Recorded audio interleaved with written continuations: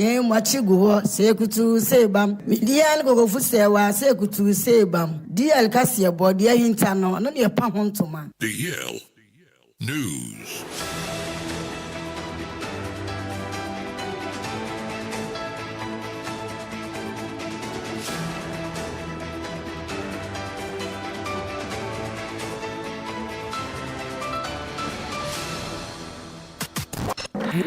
It's official. DLFM 106.9.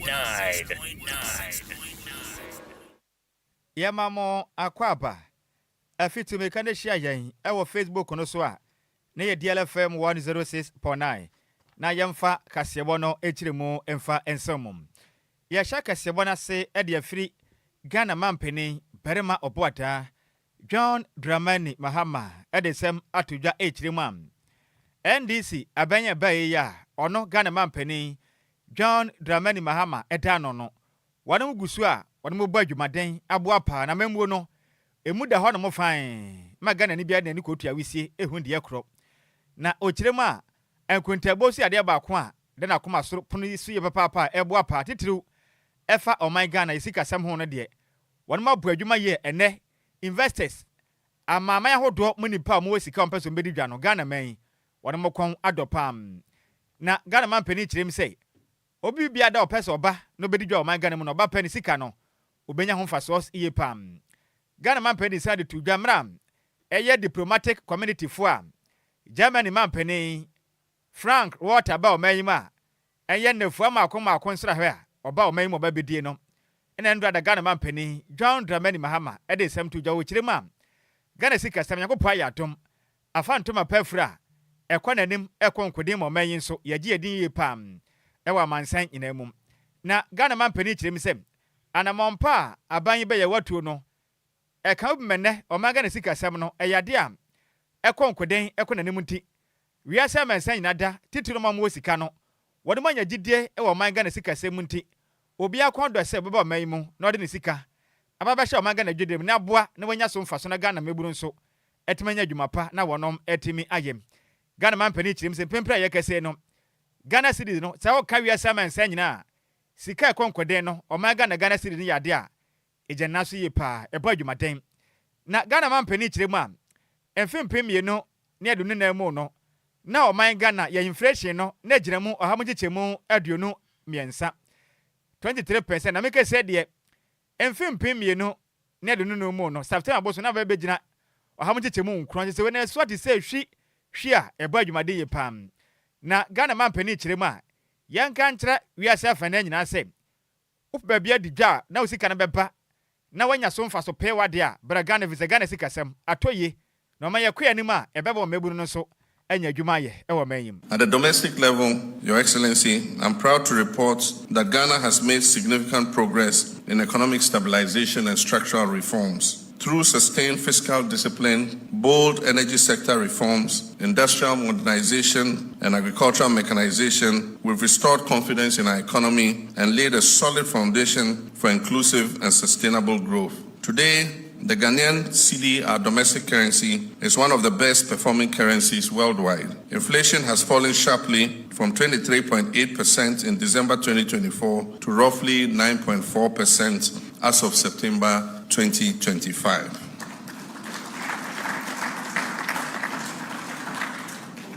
Over the same period, GDP growth has increased from 5.1% in the first half of 2024 to 6.3% in the second quarter. These achievements send a clear and unambiguous message to our international partners and investors, as I stated at my inauguration, that Ghana is ready and open for business again. We remain committed to creating an enabling environment for investment with high levels of transparency and predictability and a genuine commitment to public-private partnerships. DLFM 106.9.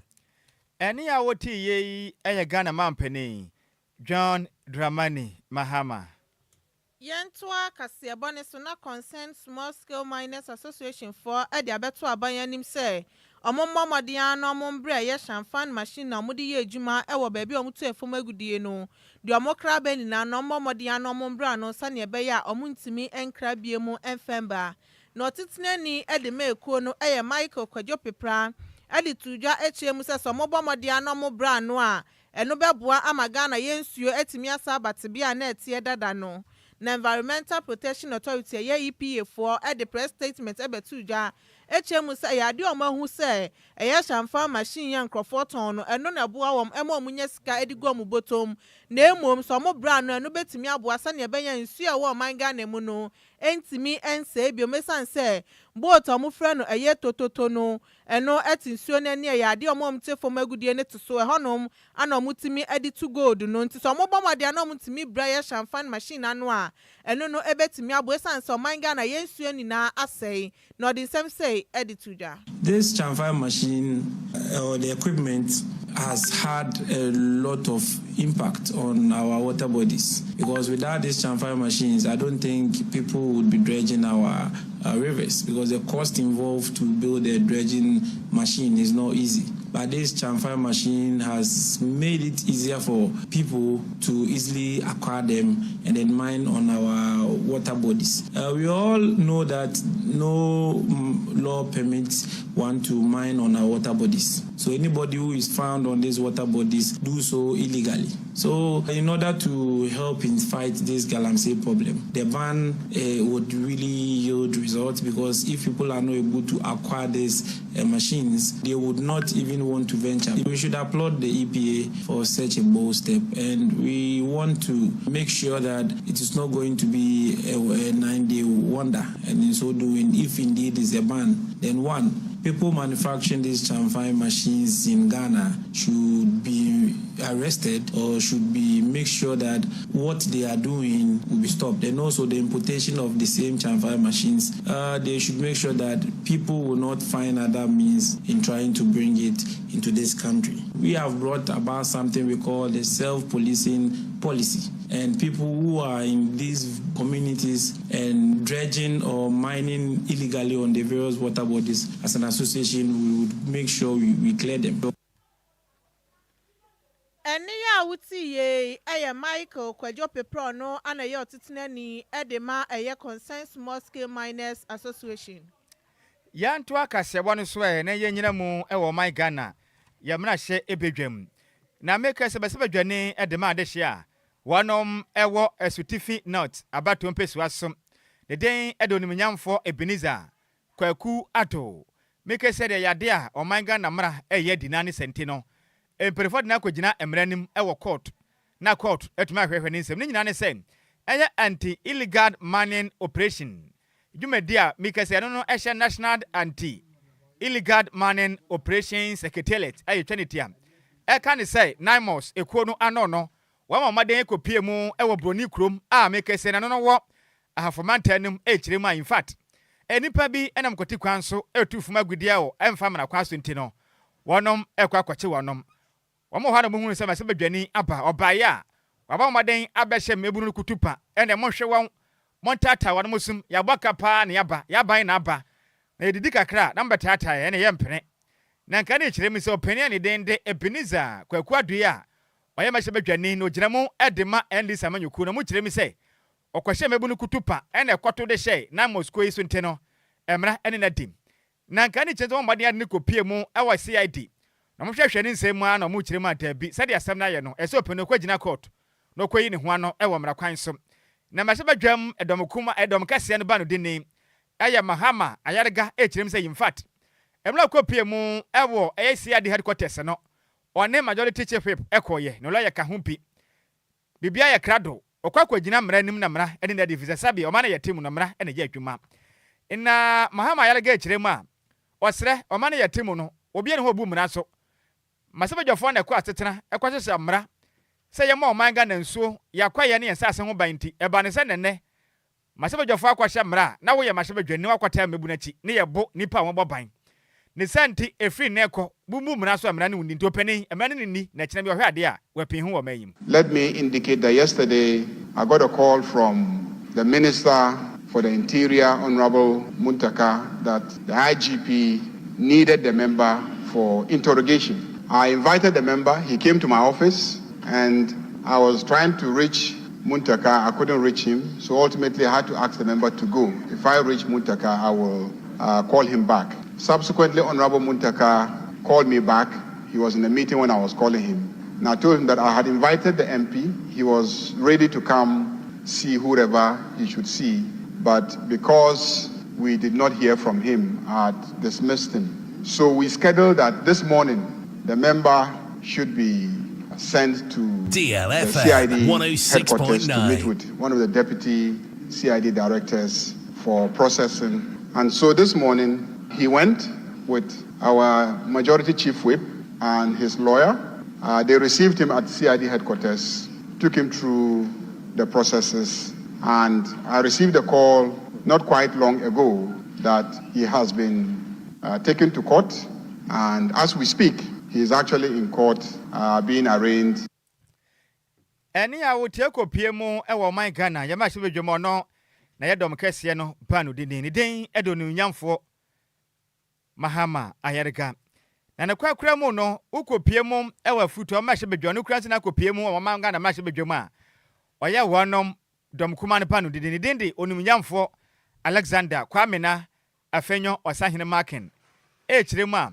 Okoka saya o my Ghana yesai e galamse no so no enya ade a se de yamanyosem kram enya PP asem enya nisi asem de aduro no o my Ghana nyina na yehia ne bambo nti ye nyina yenka momwe na nipa bia da ba kotu galamse na mlatia ne yenche no na mrane ne ni we ya mahye badwane se wonya hwan mpo se woye ohene we ya mampani mpo na atubia emra no ni me yehwe amanyuku anim abane se be ha dwen e wo so akese a yeso no eso in the various hospitals enough, so it's like business as usual. Mr. Speaker, I would wait for another day where we would discuss this matter in detail. But I would, by way of conclusion, say that the issue of Galamsey calls for action, collective, not an NDC MPP affair, but a Ghana affair, so that it doesn't become like who you go to the area the people are mining, and then you say, oh, because you may lose election, you don't want to talk about it, or they will even push you to be lawless, all in the interest of votes that would end up in a coffin. Do we want to be burying people every weekend and all? Mr. Speaker, let me leave the rest for the leader of the House to put out for the records, and pray that that time will come for us to have a full discussion on this matter and send a strong message to the nation that enough is enough with a partisan approach on this Galamsey matter. Mr. Speaker, I thank you for the treasure space. Any I would tea or no, Nayadom Kuma. A well, my Ghana Mashabetram, one on Panu, Dini, on Ukraine, and I could PM of Futua.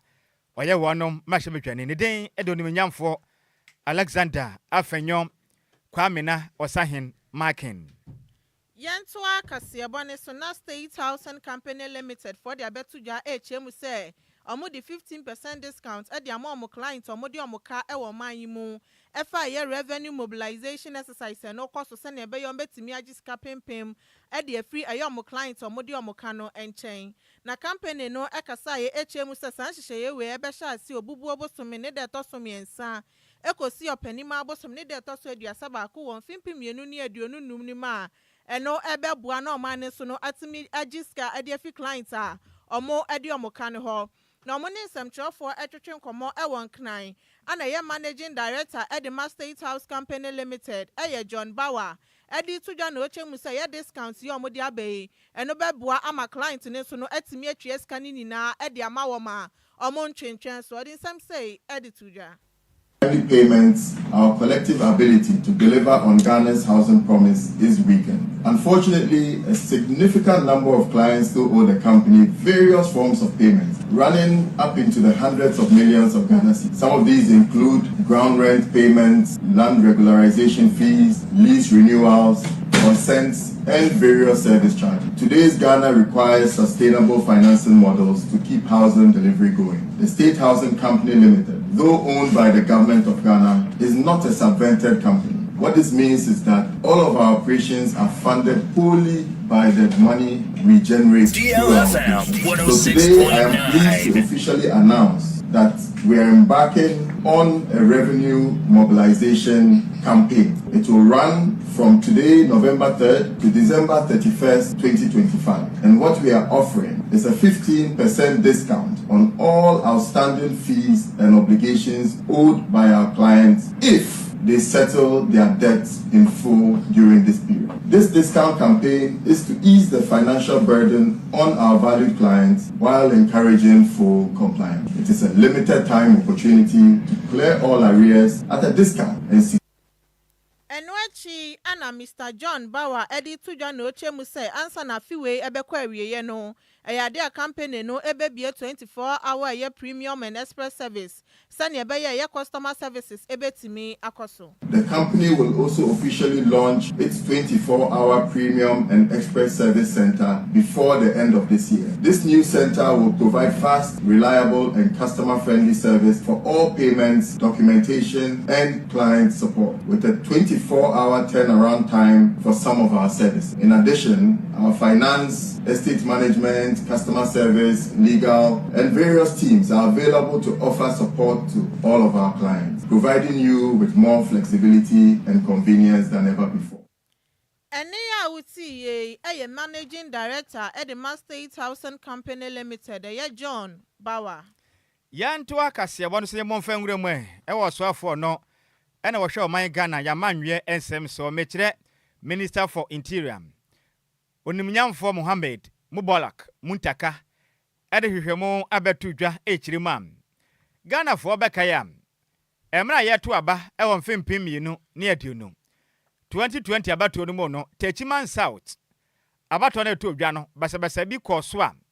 Enipa pinane pre prayer, Binimusokra faso, Eshere wanom, Enquire. Na Ochirema, Wamugusi and Shim Nanso, Emra Basabasani si and Chebiam.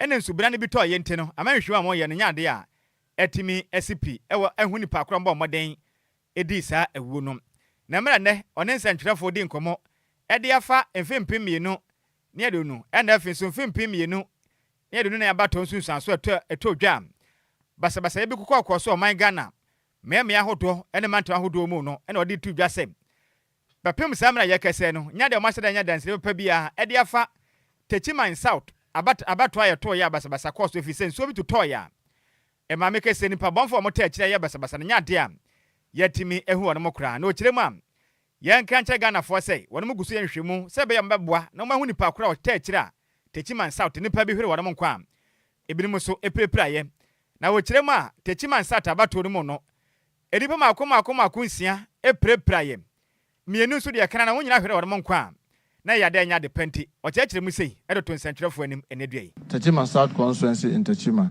The observation of the task force are as follows: that the injury could have been avoided had the security personnel not resorted to the use of live ammunition for crowd control. The use of firearms by security personnel was not done under the command of a senior officer who could have ensured that appropriate rules of engagement were observed. Security personnel, especially the police patrol teams at the collation center, fired indiscriminately, and in some cases, they directed fire at the escaping crowd. Spent shells could not be retrieved from the scene. As in the case of the Techiman, immediately the day after the election, it rained heavily, and so they couldn't pick much from the scene, and no bullets or projectiles were retrieved from the bodies of the deceased to assist ballistic examination to identify which weapon caused the injuries or death. It made it difficult to bring finality as to who caused the injury and death for now. However, investigation will continue until justice is done. The recommendation from the task force was that the crowd control response of security personnel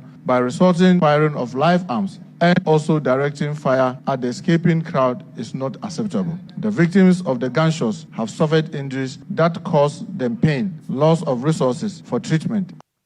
Na enuachi enonumyamfo muntaka mubala kasemo ana wochire mam emfimpi mienu ne aduonu ene emfimpi mienu aduonu ena abato mu no kopie mu ewo dododio abato mpesu asa krowe ne boye medepa sa constituency no dododio no ochire mam ehwanso etuoto ye ema nipa bi mienu ehwere no nkwa ema pi na prepare mekese de enipa mututu ne yade o mahu wo musisi ne mo nipa makoma miensa Roma ko jam lano amoye hwehwem e dia fa wonom ensem ho. Odi constituency in the Greater Accra region. The observation of the task force, special task force, is that investigations into the incident failed to identify the persons who shot and killed the deceased, Richard to and Emmanuel Dompre. However, 3 identified persons by police as those who fired shots into the crowd and injuring them were charged with the offenses of conspiracy to commit murder, contrary to the Section 23(1) and 47 of the Criminal Offences Act 1960, Act 29, and attempted murder, contrary to Section 48 of the same Act. They have been committed and are standing trial at the High Court, Criminal Court 1, Accra. The recommendation of the task force is that the task force recommends monetary compensation to the families of the deceased. The injured must abide by the judgment of the court in the trial, after which compensation, if any, may be determined. So the actions that we've taken so far on this is that same report has been forwarded to the Attorney General for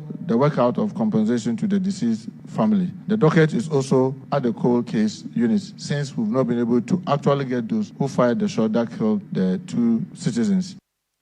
Enuachi enonumnyam for Mutaka Mohammed Kasemu Biu. And wada and some of the same. Make say yadia special investigative task force for one matter mushe no mad than the same. A year nipa makoma kudu mienu and a one po ma basa echo so. E one film pimi near tunum. And then film pimi nine emua. Mia pina make say dear nipa makoma kudunum and a one mushra monkwa. E one film pimi near tunum.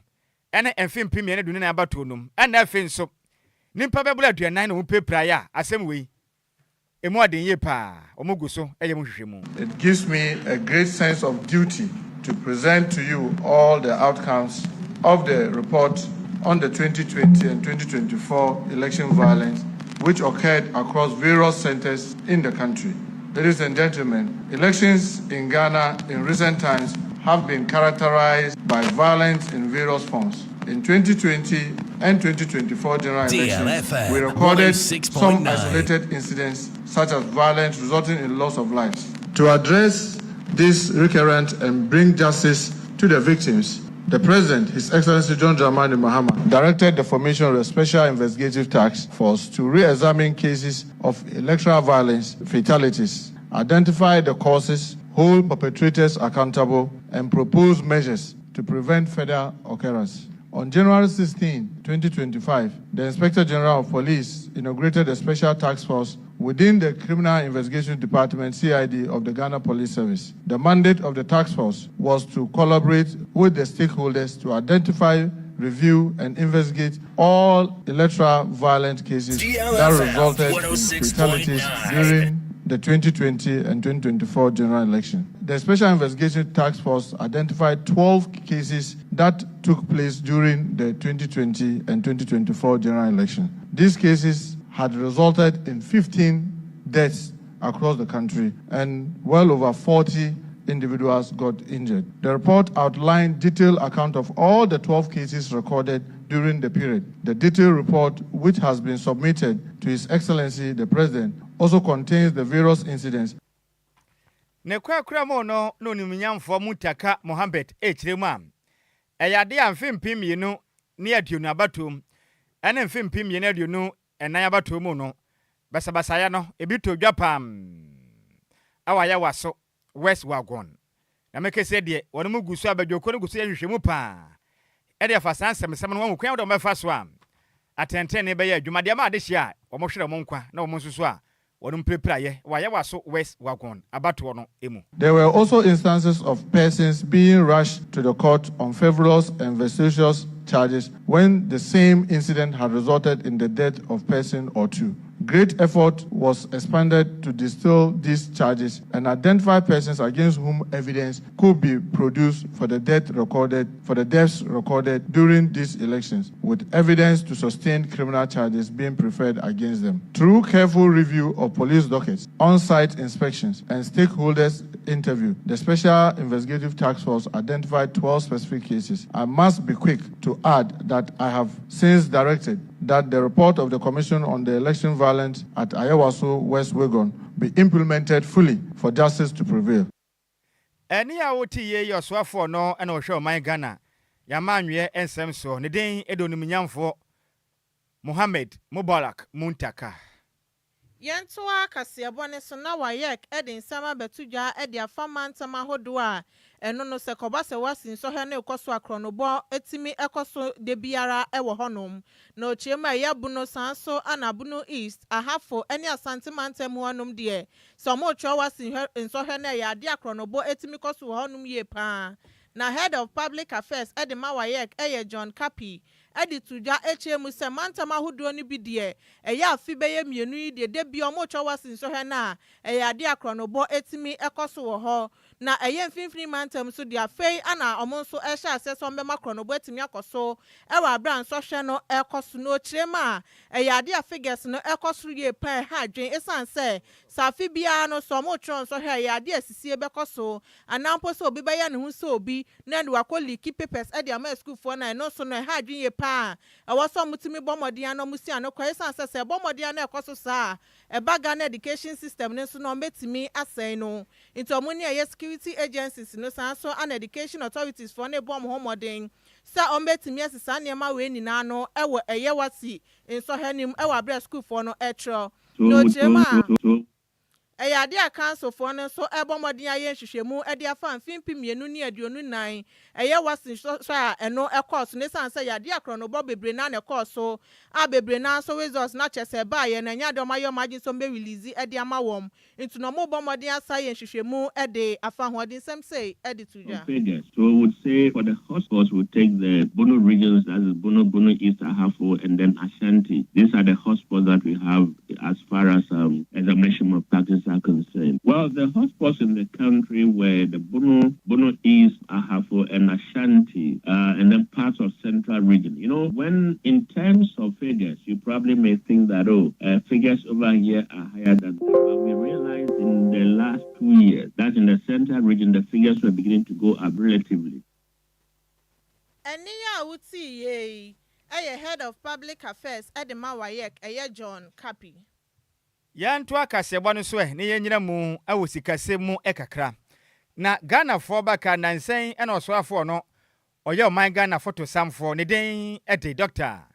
Kessel Atoba Forsen ede batu dwachiremu a oman Ghana sikasem yade a enam kwantene ne so a ebo adwuma ye pa ne senti oso tesere Ghana adwuma ye fo titiriw ene mo amu ye dwadifo no dwuma de bia mu die no mo homoden sei eyesikasem de a Monfa Ghana cedi na monfa nie monnim na akwakofa $US anase euros didi udwuma wo mayimu a emre be so pa chite twe na ne wahwem yi pa fi se ba ne sa etia o man Ghana hyehyem na wo kirema Ghana sikasem ne yade aban ba no hyepa gwa kwan mu na ekon ye pa nti Ghana ndi bia ma ne hombo ne titiru ne fiewurafo no obi asidan waseme wo East Legon me wo North Legon ti wo ba na wakotu figures no ewo $US im o kirema etia mra wa ba yesa no waso ba ye hyepa wo mayimu na se ba bon tempe na de ye kase botisi kro na bi se Ghana fo sei ensama osofo hwe sikasam so de atu dwane na monso mo se ho sen na mo se wanu ano no de wa kan edam adenti na yete Ghana na ye di $US e ka ho na Ghana se di nya hode nti osrata de osofo kan edam din ye nyina ye ntie na sopam yemfa Ghana se di mfa ma brevi sei wo kwa $US wadu ma anase US memu a utumi nkwankwa fa $US anase Ghana cedi nkodi dwuma ewa brochirima mu da enya dwuma be san sika no na ba ne se nenne broni ba kurom hanom a na ye ne na edi $US wa e ba ne se tia mra nti de osoafo akan omoma mra ne hye enya dwuma efizo na mayi wo mani masan hye boni we ekoso ebinim bu pokra kirem se Ghana cedi ne nya eni ahoden wa fon tia de $US ne di dwuma be boa ma Ghana sikasem enyini na cedi ne de in fact se de wa ye no emwa o man ne da achekura ye nya ye nim se cedis ne yedi nti se koban se kodi dollar no e chen cedis na asa be ma amafo sika no mo akosoro ye de na bafom the only thing say ye wo Ghana de se edi Ghana sika ye cedis se de be ya sika foforo bi e bebe bia no entimi mpa ye de no nti ehia ma se edi cedis nti me de ne le ya adwen me no ka me feel say ye ndi dollar ne mo Ghana because Ghana cedis ne dey slow because who cry $5 flat to Ghana cedis na ye bebele into me okay say like in kayendi $US no e Ghana has me dey me side them me ne ya adwen pa yedi esika beboa yen oman mu ayet sebi o menso na maka ye Ghana for ye sika no eye cedis na yedi enso ene ukọtọ ade ana se ukọ han dan a obi timi ka kire o se meje dollars obebo ne rate in dollars mu na ama enso me ni dollars me ni obi obre me dollars me sika yi aduma me ye cedis na de beto ade o me ha obi the dollars ba kra so de beto ade amaka enso me dollars me di dollars me di enso what is cedis mame. Sometimes when using the dollar in the market, when the dollar goes up, at times it affects the cedis. So I think if he said we should use our currency more than the dollar, I side with the finance minister. For me, as a papa, now a Ghana from Benin for it drew maybe a normal to a more yao. Sabi Oko China, says Oko China, won't me for dollar come on more, or back at our say, Fanny Chrome China Sikanabra, Cosissa, who see the no dollar, Cosissa China for Sika never brand. Hey, Chroma, and the Suku Fisi Kurano, who could be a dollar, a great penny. As a Jack Corona, BBS, I try, Master Penny for the deal of mine and said, a Chroma, a DCD. Also, Ghana as a higher England and a higher US. But Oko to be Biana, no pronounce I don't know dollars. Oh, Miniatures are no man ever boy, and a school school fees no margin in dollar. And also, and Shada and Toss Musa, Ghana, or any cities. The Abayanka be being the sister of the enormous way day, Ebeko Yamaye. Mimikitaka about past bears almost 30 years in Miming Kiso dollar muda. They be a Ghana citizen a mere day, and I meet. But what I say about $1 dollar. What would you woman need dollar? Obi a friend Chrome, Niger, Burkina, but Ghana, you should $10. No, on my moon penny for so to every. Any I would in a Ghana phobia drink, no, or much rema you dollars in a day, Sikabie Hoopa. May in Ghana, yes, our man, Yesika Sem. A best song, Aqua Jen, who say, instead of pinning Petequa behind you, Pai Munchimo. And a day, assuming young margin, you be to Honey Enquire. Na Junior Papa, the Abano say good evening, DLFM, mall fire, move by you, Madame Dase. Na sweet Elizabeth, the Abano say good evening, my lovely uncle, a handsome Uncle Sam. And a pretty Sikapa. The news is too tasty, Papa. Sweet Betty near the Lebanon Zone 4. Na Richard Manu, the Abano say good evening, Nhyiraba Kwadwo Sammy B. And Adjoa Agyei Sikapa. Oh, nice one. Good news, Papa, na pay. Move by you, Madame Pam. We, every Richard Manu, BBF, BBA fine.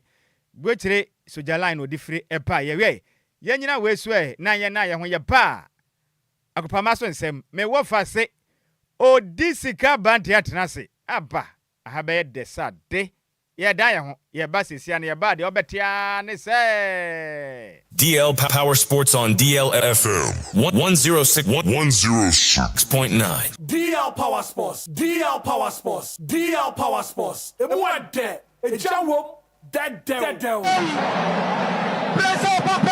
Mr. Kasante, Mr. Friday, Mr. Kasante, Asante, Mr. Kasante, watch your money, Mr. Kasante, and body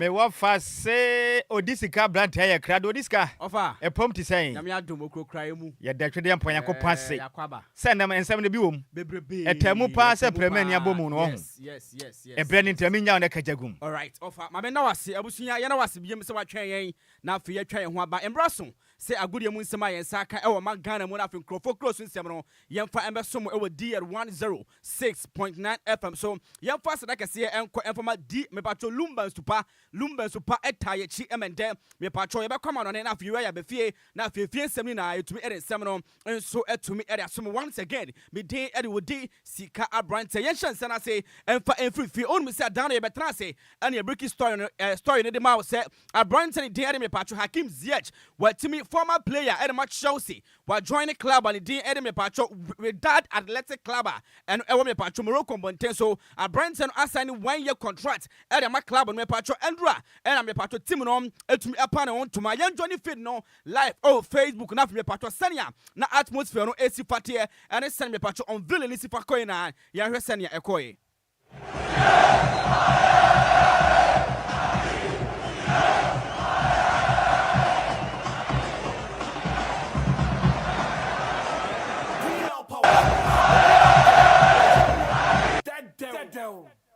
Anyway, and send you on villain. Edema Branson Day, Eddie Hakim Ziyech, former player. Edema Timal D. Eddie Chelsea. I join me patro with that athletic club and I yet to me area sumo. Away from that, on Mr. Albert Amwa. Na Branson so it's not kind Edema Kumase Asan Tekoroko. Me patro week ya and Branson to me SI contract. Edema club and the me patro Ayla Bengazia and our Libya Montenso. Now do I need to me patro our yet team and the Ayla Bengazi. And you training me patro grounds wa. I'm to me edit trophies so much me patro domestic trophies and after interclub competition trophies no I'm to me up already or ha say we player is that kind me patro team and the me patro Ayla Bengazia no one say team no say yes kanya we are competing to win trophies name and yes a born one keke eswe to affair neswa bibia so to me enfroba me patro officially CAF I confirm me area my say yakopon ya duma interclub me patro competition se beto dwa no me patro Confederation Cup and a Champions League nyame ya duma January say we club and we team our Africa I say na say all sign players in the January transfer me patro in the match day 3 and a match day 4 match day 5 me patro sa players I signing one our me patro January no na entumi enjam ensa kan and from our club na ya this latest subject no and no so to me at the bro only say nyame ya duma February and me patro AFCON Adjoa all the way in Morocco Rabat and Montenso me patro CAF I share dia to say only say me patro usually say oh your supporter and I say oh your fan I say Oko stadium ticket in kwa and it request and the CAF Edia Basa nyame ya duma AFCON abako so me patro Morocco Montenso no say oh your supporter and I say oh your fan na say Oko hwe match ni bia me patro make sure say oh fan ID na say Oko na say only fan ID ni bia me patro untumi enra stadium enko hwe match ni bia ya this latest subject no and no so etum edebrom me patro Al Hassan Yusuf Chipsa a former player Edema Kotoko or sign a former player Edema the senior national team the Black Stars of Ghana wakasa Edia to that say yawo team owners ni bi our Ghana asia to say has me patro Kotoko Bechem United across United at Chimadago to Royals me patro club owners no omu fe buoma kokura and former players omu sia kan Edema teams no esan say club owner ni hu say on a favor and now the player and yanko tie nsema Yusuf Al Hassan Chipsa. It's very, very so. We need to respect our players, Fifi. Respect is not all about money, and welfare is not all about money. But we have most of our club owners, CEOs, and managers here who do not accord their players the maximum respect. Why? I don't know why. Because they think that they are doing them a favor. Yeah, boy.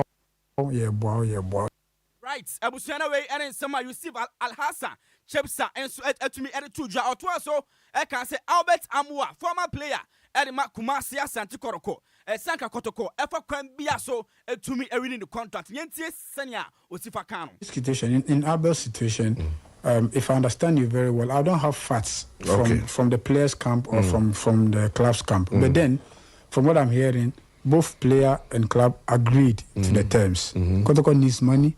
The player also feels that it's time for him to leave. So it's fine. But coming to the sporting reasons, it's not good for the club and for the team as well, because I think this is the 2nd year with Kotoko, right? And he's been doing so well. I mean, he's the talisman of the team. And so in other... All right, Abusia, and here it's here, me patro Yusuf Al Hassan Chipsa. Or no, me patro player relation manager, our Professional Footballers Association of Ghana, PFAJ, and on the 2 drive for Albert Amwa who says away from that, only Mr. Andrew me better say our Casiabona sono, me catch us a Bechem United, to me up I'm head coach from Steven Isa, na and then you main in a DLFM, you to me able P public relation officer, Edema Bechem United, or they are to drive a year, Mr. A 2 Henry Jamfi Manduo, Akasa said. Kwanya ya faswa ya sake papa ni din me patro Steven Isa no wachie mu nientia empanifo gina so take that decision. This money sabuchi the andro na the final tester say obedi technical team and no need team no for objectives I set my own for the 2025-2026 season, no. During the preseason, no, we ran about home day and the other technical team members said to them, during the preseason tournament, but unfortunately. Right, so and on Sam and a PR and two dry as so Ebisane say in some trouble for DLFM. You to me a investigation and you to from ETS number percent mutumi interfere with player selection and until the namswa mo papa and team and so Edebe Patro Steven Isa na Sansemno dying in Obeka area found. Well, frankly speaking, Coach Biobe Juma as a head coach for Bichim United, no. You have the free room to operate, and the management is on the be and new things also. Now you are making sure that you are doing the right thing that is going to help the club. We don't force ourselves on coaches' decisions beyond person take it. Right, Abusia, Yantua Sona for Yanfa Seminole, and to me and Farmer Nasia. Masaki, my head coach, I Steven Isa, who is not to take the job at Bichim United. A couple of coaches are aligning Muslim based on their philosophy and their style of playing. The coaches are adapted to that. And I mean, as you said, Mengo there is a true Bichim person. And we are looking at all these coaches. You know, I wouldn't say we are coaching coach. We are looking at him, but right. Abusia now we are in some PRO. Edema Bichim United to me to draw away from that. Only Sanya Mayaduma Sunday Super Clash on Abaso our the Accra Sports Stadium and Accra had to folk etna fiatonsa area from a patcho Kumase Asante Koroko. Nano and I'm so and I able period patcho PRO Edema Accra to folk Mr. Kwame or Pariado. Ebusana said Yamaya Duma Sunday game on preparation bank and a has I adequate to that particular game. Sabian got down on fire and sang here, Demi for more. Has never gone here, 90 minutes and I involved. The extra minutes come on the 2, 3, 4, 5, 10 minutes and the end that change. What we do is that the 90 minutes. Sabusiana on some Mr. Kwame or Pariado and so to me added to dry Busani said has in the month of November and to me for me a has na some month anymore. And a kotoko, and it has bubble. And no, I want to Swabi. I will game this one. About my fan, just some 3 days away from now, and then it will be 11th. That will be our anniversary. Very, very, very well. Apart from the fact that it's a Premier League fixture, but you have to always make sure that you're bragging right and the points out there, you know, you fight for it and you do everything for it, you know. Right, now, Mr. Kwame Pariado. On we say about has and Kotokwa, me patcho, a pena soon some address wompa, where so much the spirituality di or in this particular encounter now. We need religious. Bibini Soranopa, or Bompire, as in what you see about Juma, a Juma regardless of Bompire and Havako. Rooney and Orbit Master, also I know, even not all of them. So as for us, Black Africa, whatever that you do, we believe the God that we serve. Power Sports.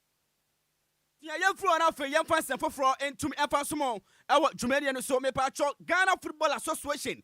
To me, a release statement is a Ghana legend, former player, at the senior national team, the Black Stars of Ghana, former captain, at the me patcho Black Stars team, no Asambojan, Emano, Adjoa so Ebon Lele, from the baby Jets, me patcho on Mr. Branson, to me, I retired from the senior national team, the Black Stars of Ghana, officially GFS. I'm organizing farewell match and that's a testimonial game. Now fair I'm fancy goodbye and farmer Abrantie team and so area Sambojana. Yeah, this later Saturday to know and no so to me the bro. Me patro young running a pint quickly young call now after young first and same way so and to me and for amount me patro Yamaya Duma. Because of a Confederation Cup and nobody to know match Libyo amount me and our Ghana Premier League no now after in a GFA to me any date no about Montaigne Yamaya Duma on the 12th November Kotoko and so abakwa way now for on ɔne Vision FC atumi abo me patro e de aboso na afei nso on the 19th of November Kotoko Atamba Bayara Sports Stadium na afei ɔne Young Apostles enso atumi abo on the 26th November Kotoko beko away to Basake Holy Stars na afei omo amatumi e de aboani a yade sa later Saturday no eno nso etumi e de bro me patro yemfa local stories no yemfa nsia na afei yentwan ho bra yebapɛ na afei akɔ foreign ne the foreign is so atoa so area amount. Lumba in Super Natural Mineral Water. Get a grip. That's super bright. Lumba in Super Natural Mineral Water. Get a grip. That's super bright.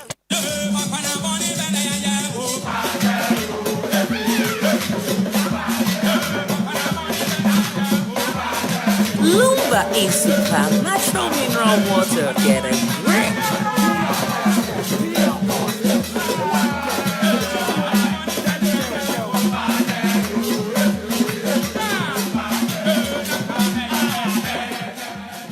Ebusia young corner for young common on it, young for all the latest updates in the world of sports. Foreign tidbit no, young to me and for and some more. Yasha said ya.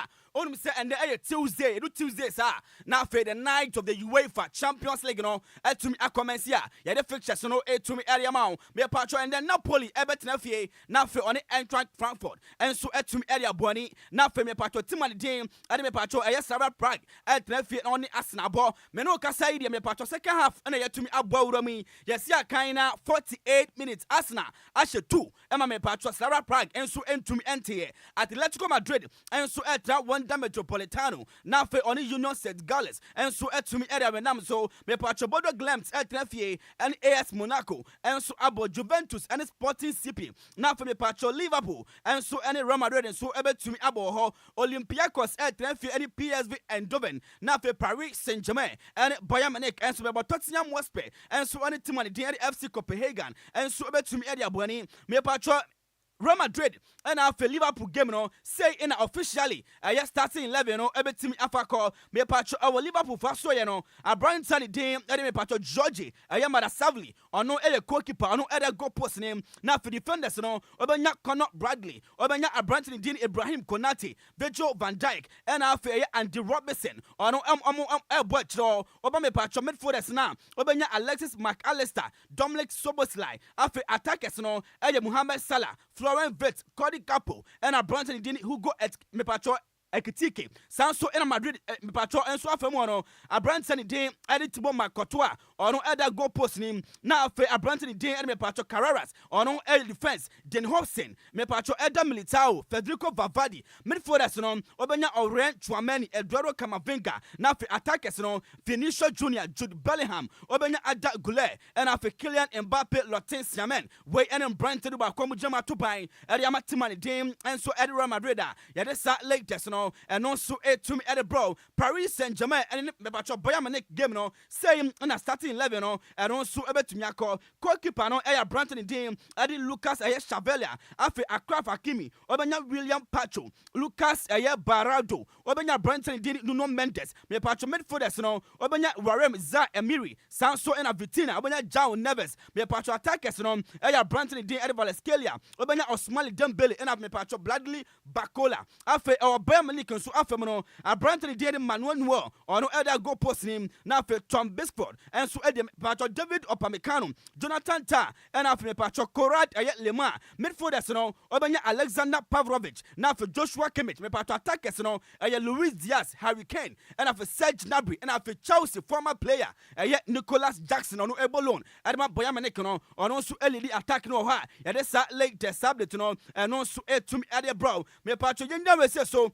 na afei me patro Agudia mu sema e bobano, ereba so mo e wakasiaboni mu na no, yen to me FNT in some doso. Nanso embra no eni afa intibedra we so na yetumi area si aseda kese pa enko enfama Lumba nsupa se ota mechi mametumi ekwa manone eba fi ere nsem no etumi ere ebro yemfanchia enko enfama Mr Kwame Afum Bismarck Edusai Kenneth Arthur Oboraman Jaise omu na mutata yechi a yetumi de kasebo no ede tumi ede bro me din ede Odi Sika Abrantie emanu from Odi Sika esan so mo pesika pa ene mbema no enso frem Odi esan se mbema ne omo pe no eno ana numi se eyodi na intimi jamu ede ama offer Sammy B na fi oni Adjoa Sikapa enso ato aso ede ama wo Lumba in Super Natural Mineral Water. Get a grip. That's super bright. Lumba in Super Natural Mineral Water. Get a grip. That's super bright. Kasiabode de ya bunu komi se pon na mpanifo de sabia bo bi de agakwa ne nya ne kwente no. Ansa na me wo fa se Odi Sika Abrantie be ko no wasem bi sabi wo har man pese mbisa no onya no wi no nko. Nke se ye ne ekunu ebe ye bibia ye nhwe ye so ma de enu ma ye nso mu boko he na ya ntwe ne time se de ye twita ya ekuma yi anoma ti ye nso mu boko person so betimi aliki ama no e na wo liki nso aboko anasa wo person otwetwema no nso atwetwe no boko nti futu amede ma minwa man se na ebe ya munya ni gidigidi nkoma bia obenya bia be 40 years de ko no asha se nya problem onyanso wa na ebe ha nti nkese mo ya ade na munya no boko mo nhwe no kakra mo se ebe ya ye mema ye kunmo mo nkonya process cancer nti aha be se na mo nkonya process cancer senior what ye the abaya ne kan ye no one ne ya adwen me ne ya adwen 1000%. What ye nsem no kan ye ne de abaya wano sakam nyan mo na makabe me de pa anka be dash ne kakra o esa se embema how pan wa kama ye no ufiri krobens wankasa krobens o Ghana ase me de akra ya na bifi ufiri akra he ya wa se nyina fira o ye de ufiri bi manso ne ba ye ufiri bi krom na me ni sika de ye nsem ni tie ye nsem yi na buaye wate ye ba no me ni kofitela nso kan on so ufiri akutia na ye mpina nansi wu ye no tie we na baka se da brabo na ye de se ba ka cho se ye hwe na nhwa ye nkofie ye kwan ye nkrekrom da bi ye krekrom akwede na sia ha ye wode ne ayo ye shede tu kwansi ye ba ku kese ma be bobra bobra ba ne ye bo no bobra ya ne gusu boy ya chire kwa na ye bobra da bi mi trinko da bi mi kan bi ye fi ho ba no rubber bag ne ba ye twi sanfa rubber bag e sanfa grass na aduma ba na wo ya wo beto bag papa ye bobra hwe na nye obra ya na mi gusu ka be nya fam kan kwala obra la bolo na no se mi so dan na ma nyeska bebre ne na chese wo be wu no me wo be wu na baka ya ba me kan me se me yansan chenchira wo se yamra ya pebra bi mu yankwa yanko obra ho ko obra nya ho enti ohwa ye bobra de ye bofa ofa me ni kofi me wa fa ti kofi Taylor ni Sikapa enti wa hwa de ye bobra de ye mu bopa obi man so na be piem krase be di pa o na wa hwa bag de ba ye ni de sensa ye hu ya enti ebefa pa sa afa kra wie kra ne yemfa we so me wa fa si we nso kiremu a ba bi ehwa no mo yank wa man crying da silam hor ade papa wa ho aka ye tumli ka bakuma sa silam hor ade papa wa ho aka ye tumli ka bakuma sa ya fiewura papa na tu ho na misa na kosi Mandela wa fiewura na wa o se fiewura na ho na misa fie na ya wo dia o se nyame dia sesai kosi Mandela na oba dan na ya fie no o won si fie silam hor ade papa wa ho aka ye tumli ka bakuma sa sirem ho no ade papa wo ho anka ye tu kwan efrikuma yi sirem eba kuma se ha enti eno no enti sine atimu se baby nyo baby nya baby nya kura baby nya ti say ye tu beta on ye bedi pa ku fie eno ano no on say empanifo say o te fa ko a o te wa de so sa so na kuntun su ya na hwan a e ko na chi but echi no be ko a say o ko no in the ground star men ko say na fifa fi ho ba ya grachi we pa o di agura beton pieto be se utu kwan so be beta wan kran na sa mfa mesrew ma honya ha on san ko lukro minimini papi o mebo bra wan kra betene masa wo huna o kofie kura huni biu ni tribi nyina fu akata na nimu nyina on say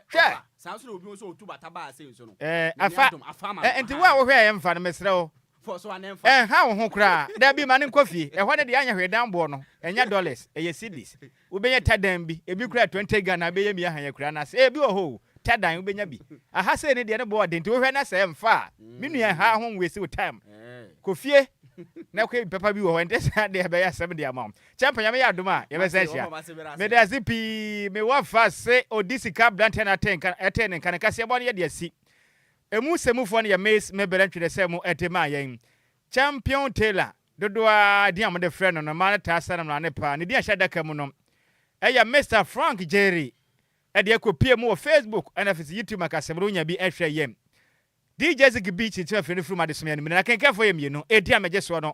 Eya wafa in Nhyiraba Kwadwo Sammy P. Minimum wafa seba. Adjoa Agyei Sikapa. Nessa Adjoa ni Kwadwo Kasebo. Yes, also why never.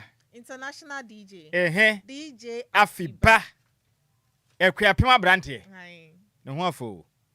So ha dwen kakra. If you are stubborn go to back no. Ye kwa no na den nyompa. E be je otata sa kopem say dia be bo no ndu. Ene wachi no ye be sensa no. Ye mamu nyina moniti a.